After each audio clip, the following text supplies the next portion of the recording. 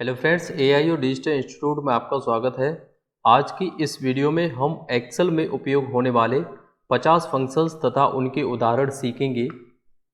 इस function series में हम आपसे रिक्वेस्ट करते हैं वीडियो में एंड तक बने रहें। अगर आप इन सभी फंक्शंस को एक्सेल में उपयोग करना सीख लेते हैं तो आप अपने एक्सेल वर्क को और भी स्मार्ट कर सकते हैं। तो चलिए स्टार्ट करते हैं आज की ये वीडियो और हम जानेंगे कि कैसे ये 50 फंक्शन आपको एक्सेल में यूज़ करनी, राइट।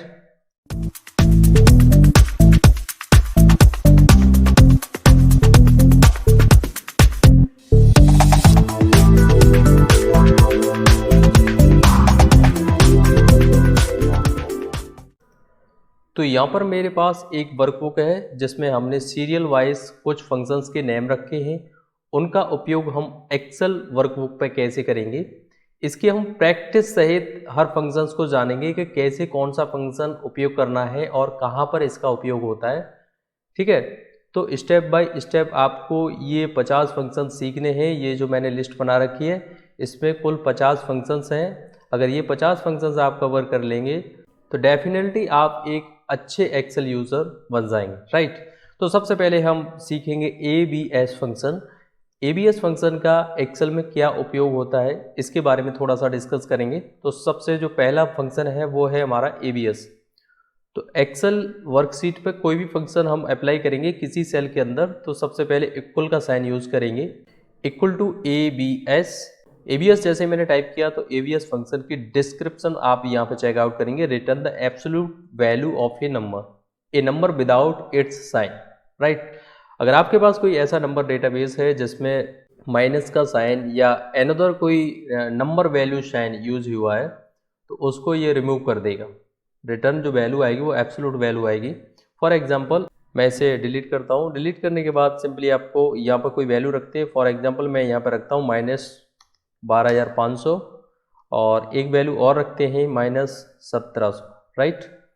अब हम देखना चाहते हैं कि हमारे पास ये वैल्यू है, वैल्यू हमारे पास नंबर वैल्यू है, लेकिन इसमें हमने आगे जो साइन माइनस का साइन लगा रखा है। इक्वल टू ABS टाइप करेंगे, टैब बटन से फंक्शन को एक्टिव करेंगे।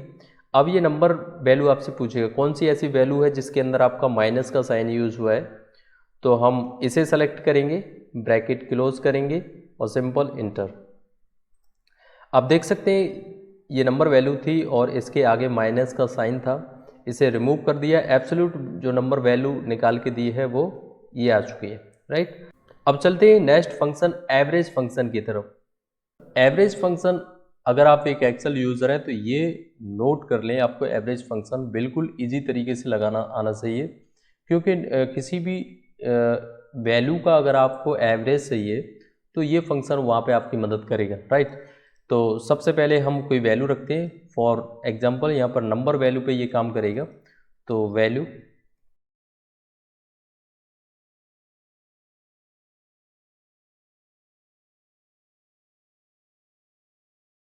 कितनी वैल्यू, ये 4-5 वैल्यूज़ हैं नंबर वैल्यूज़।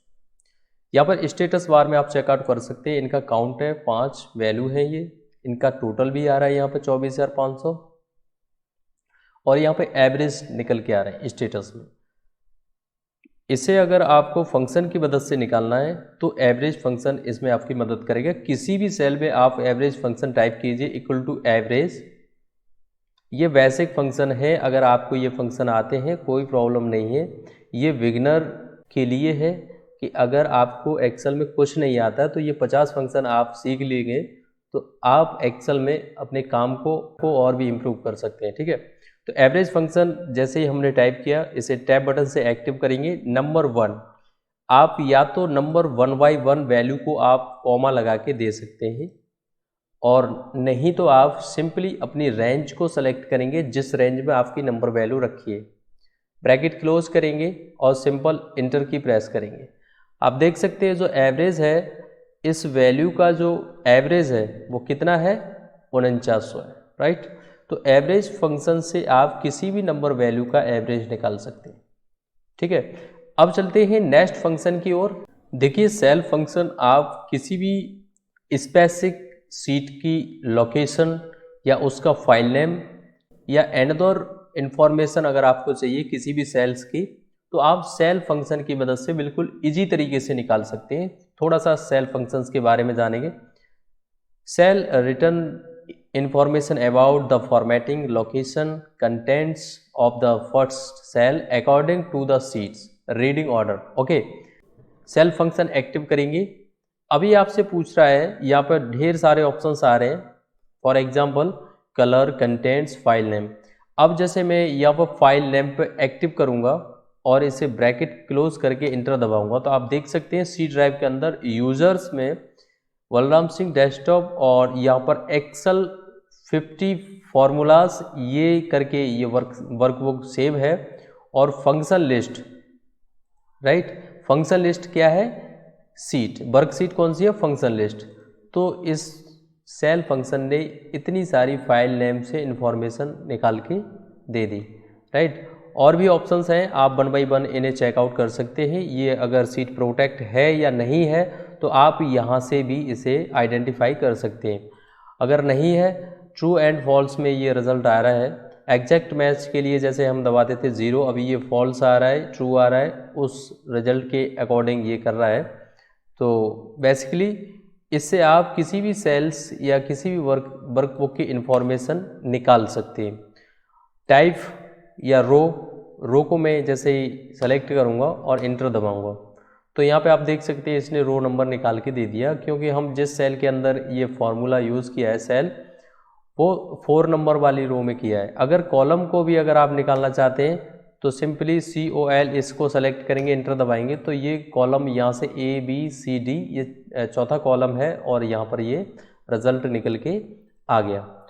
तो सेल फंक्शन से देखा आपने कैसे बिल्कुल इजी तरीके से किसी भी सेल इंफॉर्मेशन को आप चेकआउट कर सकते हैं, राइट। अब चलते हैं अपने नेक्स्ट कॉलम फंक्शन की ओर, ठीक है।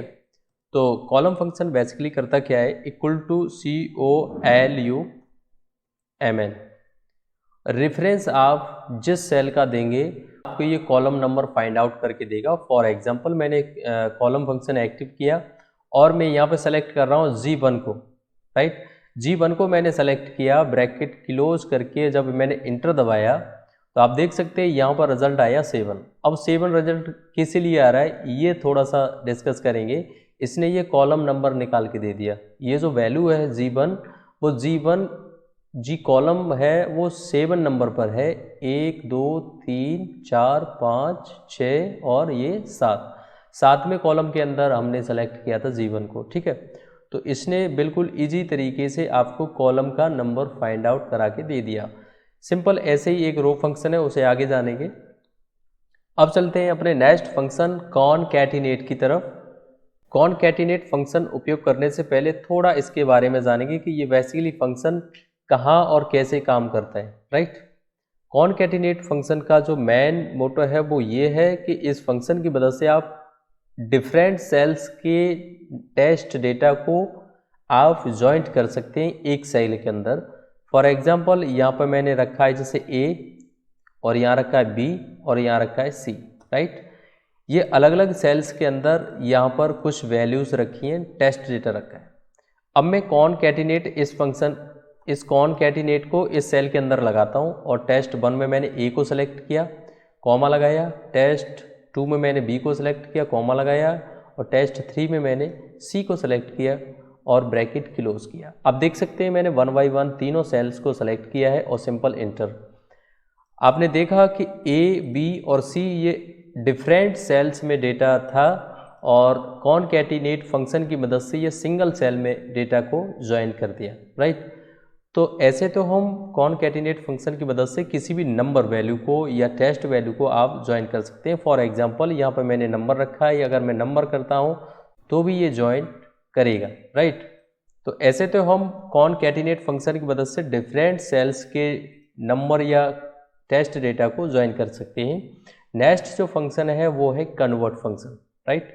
अब हम देखेंगे कि कैसे हम एक्सेल में कन्वर्ट फंक्शन को उपयोग करेंगे। तो कन्वर्ट फंक्शन को थोड़ा सा डिस्कस करेंगे, उसके बाद हम एग्जाम्पल की तरफ चलेंगे कि कैसे हम कन्वर्ट फंक्शन को एक्सेल में उपयोग कर सकते हैं और कहाँ उपयोग करना है आपको। इक्वल टू कन्वर्ट को जैसे मैंने सेलेक्ट किया, यहाँ पर आ रहा है convert a number from one measurement system to another.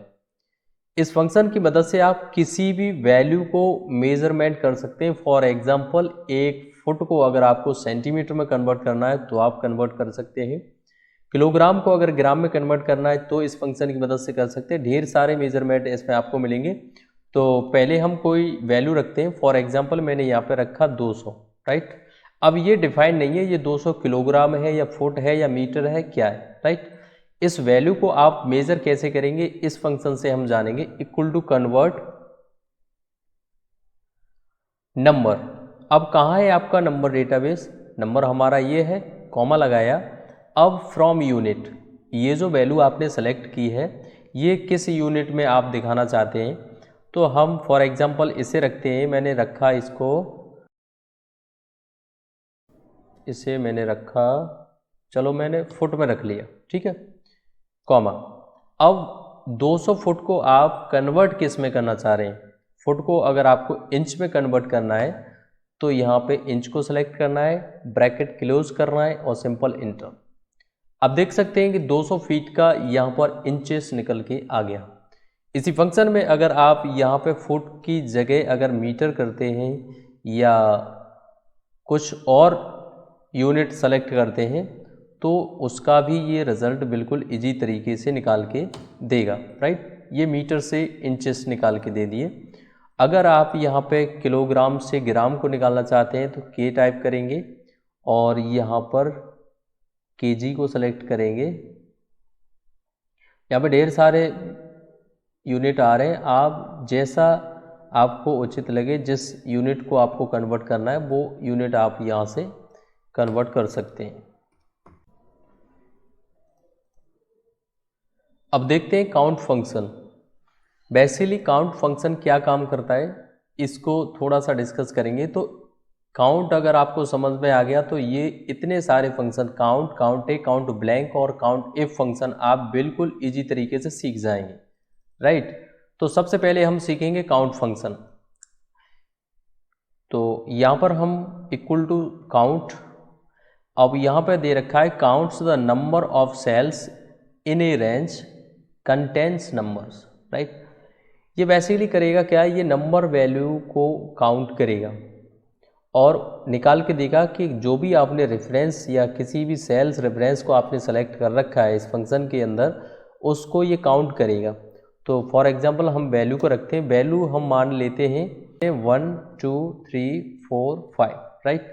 ये 5 वैल्यूज़ हैं एफ कॉलम के अंदर। अब मुझे यहाँ इन वैल्यूज़ का काउंट चाहिए, मुझे ये पता लगाना है कि इस कॉलम के अंदर कितनी नंबर ऑफ वैल्यूज़ हैं। यहाँ पर मैंने एग्जांपल के लिए 5 रखी हैं। अगर आपके कॉलम में 10 या 10,000 से ज़्यादा या एनोदर कितनी भी वैल्यूज़ हो, ये काउंट फंक्शन आपको काउंट निकाल के देगा कि कितनी नंबर ऑफ पोजीशन, कितनी वैल्यूज़ हैं इसके अंदर।